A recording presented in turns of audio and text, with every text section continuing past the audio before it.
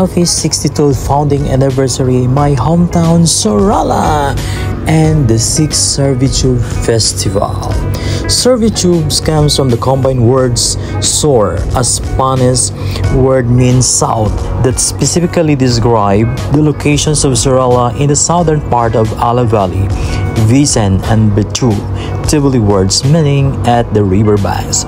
Servitude Festival is primarily inspired by the rich socio-cultural heritage and traditions, specifically recognizing the significant contributions of the Tin Datos, who were the original inhabitant of the municipality.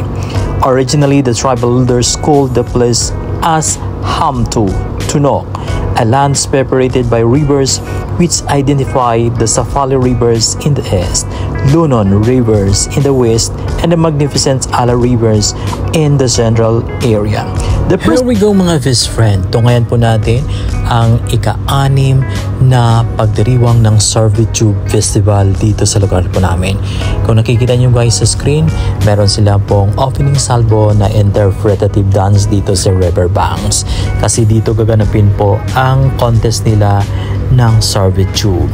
So, kung makadayo kayo sa aming lugar, ang ganda namang lugar.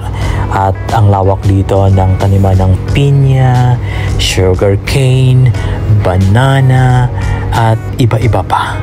So, napaka-resources ang aming lugar. Madami kang makakain at masasarap na mga pagkain, lalo-lalo sa mga root crops. So, proud ako bilang taga-Sorala.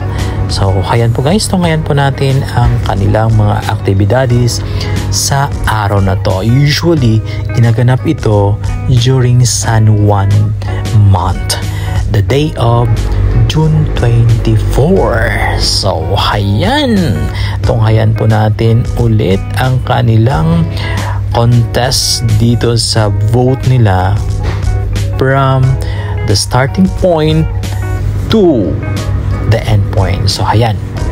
Tingnan nyo guys. Meron po silang individual group, individual vote para sa kanilang contest. So, I don't know kung sinong nanalo dito. Ang saya dito guys, ang daming tao pupunta. At malaki din ang prize nila dito kasi sponsored by the local government. So, ayan.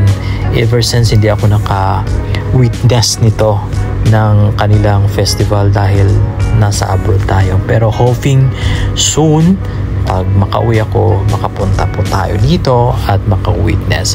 So that's all my vlog for today. Have a great day.